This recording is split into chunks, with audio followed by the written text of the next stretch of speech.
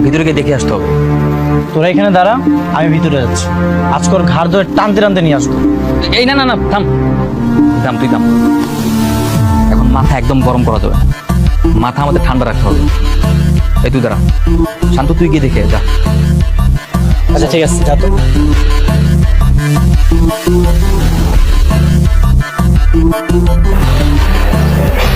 তোমাদের দেখে যদি ও ভিডিও নেটে ভাইরাল করে দেয়? আচ্ছা, তোমার মতো এত সাহসী একটা মেয়ে ওর মতো ছেলের কথায় কিভাবে ভয় পায়? ভয় পাবে না? এটা কত বড় সেনসিটিভ একটা ইস্যু, বুঝতে পারছিস? যদি ভুলেও ওই ভিডিও নেটে ভাইরাল করে দেয় তাহলে ওর কত বড় ক্ষতি হয়ে যাবে।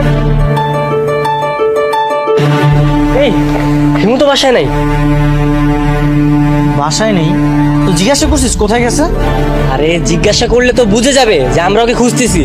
আরে কিভাবে বুঝবে যে আমরা হিমুকে খুঁজতেছি? না না না, শান্ত, তুই ঠিক করেছিস। ও যদি বাসায় গিয়ে সবাইকে জিজ্ঞেস করতে হিমু কথা, তাহলে ফ্যামিলির কেউ যদি ওকে জানিয়ে দিত, তখন তো একটা ঝামেলা হয়ে যেত। আচ্ছা আরোহী, তোমার কাছে হিমুর নাম্বার আছে না?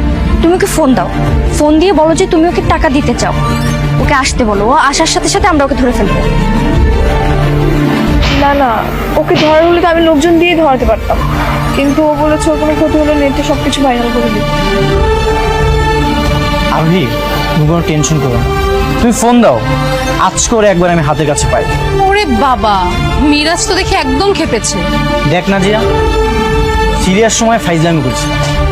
আরোহী, তুমি ফোনটা দাও। হ্যাঁ, আর তুমি কও দাও। আরে ওকে ভয় পাওয়ার কিচ্ছু নাই তো, ওকে আমরা হারে হারে চিনি, আর ওকে কিভাবে সাইজ করতে হয় আমরা তো খুব ভালো মতোই জানি। কল দাও।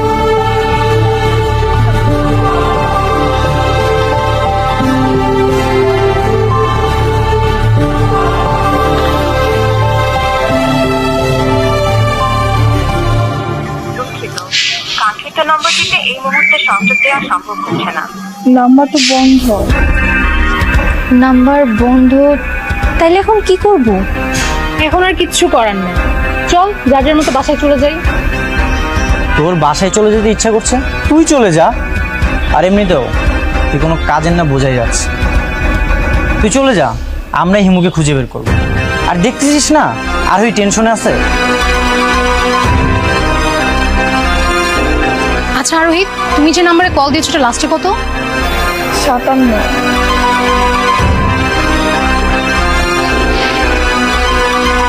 আমার কাছে একটা নাম্বার আছে, এটা হিমু আমাকে দিয়েছিল।